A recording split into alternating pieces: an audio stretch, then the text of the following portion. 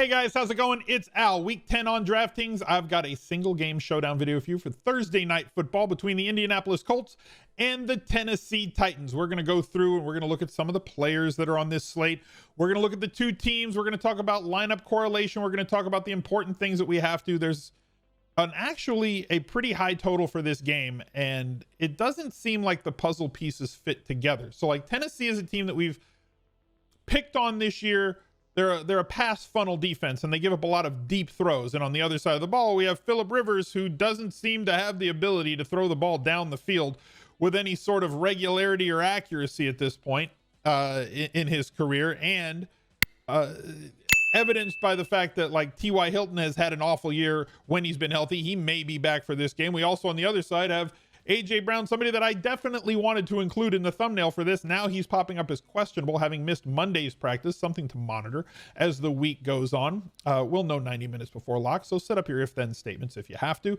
Thank you guys for watching the videos pretty much every single day. I do come out with a lot of content on this channel, and the support that you guys have shown me this football season has been absolutely off the charts tremendous. So thank you very much for coming back day after day after day after day. If you could be so kind, drop a like on this video, subscribe to the channel, ring the notifications bell, and if you have noticed down below, I have initiated the channel memberships option if you wanted to look for another way to support the channel.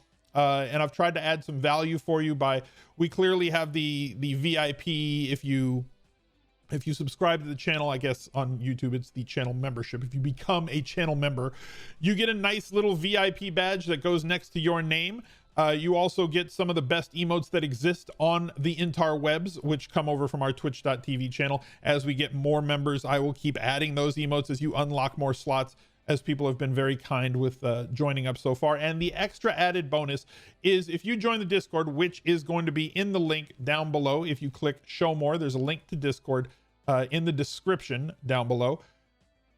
There is members only channels that we're 4,000 strong now in the Smiz Life Discord, where people sit there basically every day in the subs channels. You got to link your Discord to YouTube. If you're a channel member, your name will turn blue. Once you've done that, you then will have access to all the subscriber channels for every sport, sports betting, season long, NHL, MLB, NBA, NFL, to really try and work and improve on your DFS game every day. And that's the best way to do it, is surround yourself with people that are like-minded. So let's get to this slate. Thank you guys very much for being here once again, and let's take a look at what we've got. Quarterback's always going to pop in your whatever projection set that you're using, as they always are going to have the highest mean and median projections. The difference is with somebody like Ryan Tannehill, with his ability to add value on the ground, although he is not a running quarterback per se, he is an athletic quarterback who, if he breaks contain, especially on a team with a solid defensive line that applies pressure like Indy, you can end up with a line on the ground sort of like this, like he did against Buffalo, who defensively is quite similar to Buffalo in their front seven, and give you a little bit extra upside with his legs that not all quarterbacks bring to the table, albeit it's not on an every week expectation from him, I'll say. So most quarterbacks I limit when I'm building mass multi-entry lineups, and if you're trying to get into using optimizers to build mass multi-entry, you don't have to do it in the big $15 tournament on Thursday. They have mini max tournaments for 5 cents, 10 cents, 25 cents, 50 cents to see if mass multi-entry is a skill that you own in this game. And if you've never tried it, you don't know if it's something that you might be the next great MME player.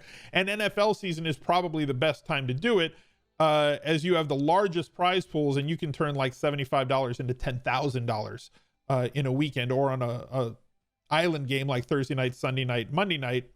You can turn it into like $2,000-$3,000 for your $75 entry fee if you're playing the big 50-cent game for the mini-max. So Ryan Tannehill is somebody I'm probably going to expand my tournament ownership, or at least allow him to expand the tournament ownership at captain. Usually I limit my captains at quarterback to like 7 to 8%, because I don't want more than 15% of standstill quarterbacks, or quarterbacks that don't really have a massive ceiling, but it's really all about correlation when you put these guys into your lineups. So the first group that you need to build, whether you're hand building or whether you're using a lineup builder, and we'll go through and talk about some of the simple rules that we can set on Fantasy Labs to try and make the optimizer dance in the way that we want. The first group that we're going to be building is a Tannehill and his pass catchers option. Not going to include Jonathan Taylor. We will include Pascal. If you want to include Nyheim Hines in that group, knowing that he does have the ability to get 4, 5, 6 targets, you can. I'm probably not going to include him just because he doesn't play enough snaps. Essentially, the 3 running backs that they had this weekend were all within like 3 snaps of one another, playing like 21, 22, and 24 snaps between Taylor and Wilkins and Hines. Like, nobody is really separating themselves. I'm probably not going to want to include any of them at my captain spot, at least not in a high volume way. I'm going to focus on some of the other high volume players. When you're picking a captain for Showdown, you tend to want to pick the guys that you think have the opportunity to be the highest scoring player on the slate. So I tend to have a smaller pool of captains available to me than just leaving everybody open in the optimizer. So Nyheim Hines, probably somebody that I'm going to X out of that group. T.Y. Hilton, as I said before, has been very disappointing this year. Based on scheme, based on quarterback ability, based on whatever else you want to say, he just has not been worked into this offense in any sort of productive manner on a week-to-week basis in terms of his volume or big splash ability. Like the best part of his game was his ability to get deep and behind defenses. Now maybe he's at the point in his career where that's maybe tapering. Maybe he's been hurt all season. He's definitely been hurt with a groin injury, but he's expected to play on this Thursday night. So if he's back, the price is right at 5,800 in the flex. I'm certainly going to include him. Sorry, why did I put Indy in this group? I'm certainly going to include him in my Rivers stacks, but like in my Tennessee stacks with Tannehill, definitely going to include Humphreys. 100% going to include AJ Brown if he goes. If he's out, that opens up more targets for somebody like Jonnu Smith. I am going to include the kicker with the quarterback captain group. Raymond is somebody who can get deep and do it for you all on one play. If you want to include any of the other guys in that group, like Ferkser, who is certainly involved, Corey Davis, definitely involved in that offense. Sure, we're going to do that. Now, on the other side, when we talk about these Indy stacks, I'm going to include every viable... This is not cooperating with me today. I'm going to include every viable offensive player and make sure that we have at least one of these guys in every single group. That will include the running backs. That will include the pass catchers. I'm not going to include the backup quarterbacks. T.Y. Hilton in that group. Trey Burton, who has seen a very expanded role, not in his pass usage, although he is the most voluminous guy that they have in the tight end passing game. They've been playing 3, and now with Doyle being hurt, Burton and Mo Alley-Cox should see a bit of an expanded role. Mo Alley-Cox playing more of the blocking role and very viable in the red zone. Trey Burton, we've seen him line up as a Wildcat quarterback, and we've seen him have a good amount of rushing touchdowns this year with 2, which is kind of absurd considering that he has 2 rushing touchdowns in 5 games and plenty of running backs do not. So we are going to include him in that bring back group, and we're going to do the same thing if you're building Phillip Rivers at quarterback captain groups. The question is, does Phillip Rivers have what it takes to be a winning captain? So I may underweight him at captain versus what I normally do, because I don't know that he has a chance to get 35 fantasy points. Even in a situation like this, may be the one chance going against Tennessee, who allows so many deep completions on a per game basis for the last 5 or 6 weeks, for him to have an ability to actually get deep, with a receiver and have somebody that can cash in to get him there. But like, he does not typically run at all. So there's no rushing upside. And I feel that you need that for a quarterback to be a captain, unless they throw for like 4 or 5 touchdowns and 400 yards. And I don't know that that's in the books for somebody like Phillip Rivers, but we will have some of him at captain. And I definitely advocate having double quarterback in flex, because they typically have the highest mean projections, and points are at a premium in Showdown. So building your quarterback at captain group, I am going to include all the pass catchers, including him, Johnson as well. Mo Alley-Cox will be in that group, considering that I assume that he's going to go. Jack Doyle is doubtful in that group, and then we're going to have to monitor all the other injuries. If you like the rookie Pittman, I'm fine with that as well. He's a big-bodied receiver, doesn't really get deep either. But as we said, Phillip Rivers really relying on the shorter throws. The next captain groups that we have to build, we want to focus on the pass catchers, and every one of the pass catcher groups, we need to include their quarterback with them, because if Corey Davis has a big day, where it's going to warrant Corey Davis being at captain. And we saw this on Monday Night Football with the Jets against the Patriots, where Rashad Perriman had a fantastic night. And Joe Flacco was in those captain lineups that did exceptionally well. Now, did that win the big tournament? I don't remember if that won the big tournament or if it was the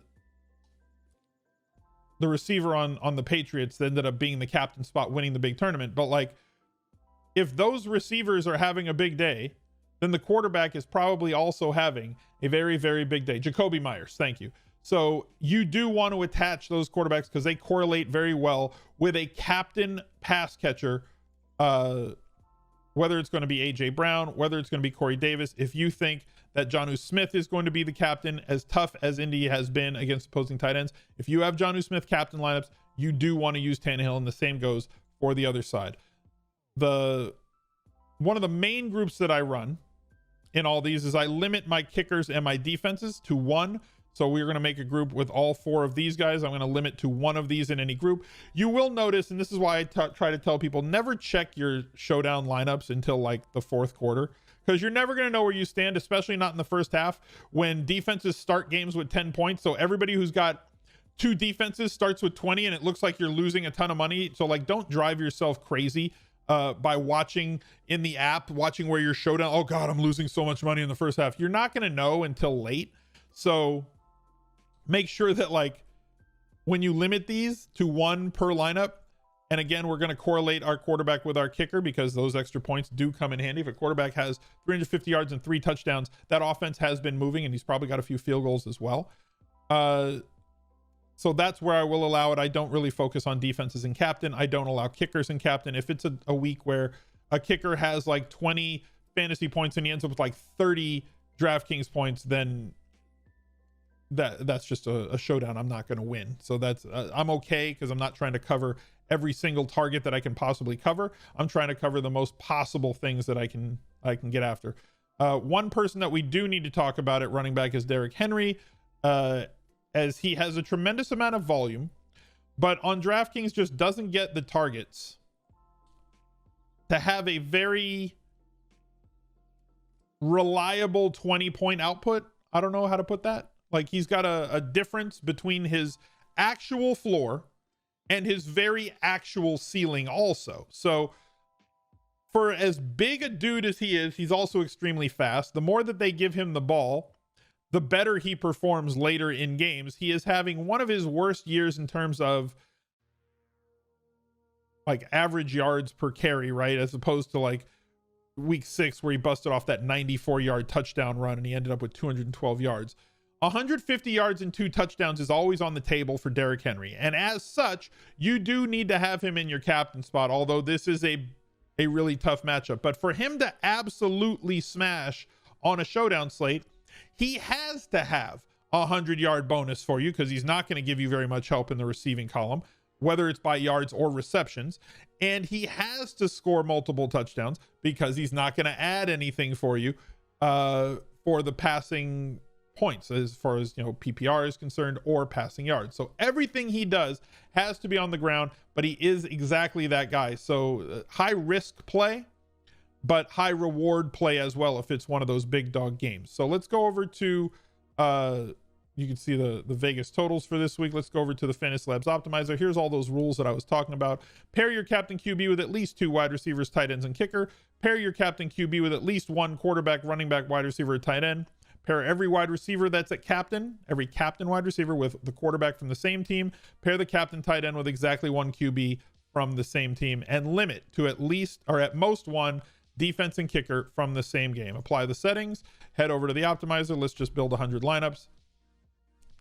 I have to say, as always, it is not as simple as go to a site and run the projections and hit the optimizer and just let it go.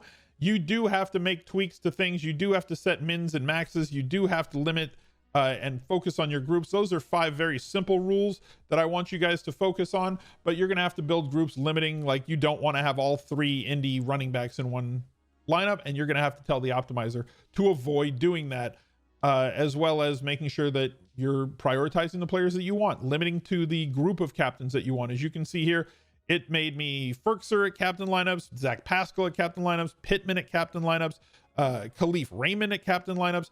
I may want to consolidate that down, as well as 33% of the overall lineups on this first initial run with not much else there, with Derrick Henry at captain. So as I said before, if Derrick Henry has a monster game, great chance that he gets you, if he has the big game, you're going to have him at captain. But there's also very real possibilities that he has 8 or 9 fantasy points and crushes all of those Derrick Henry at captain lineups. So you have to build up what you have to build up through the optimizer to make it work for you. So spend the time, get out there in those mini max streets and see if you're the next great MME player. And look out for the next video right here. He's a legend.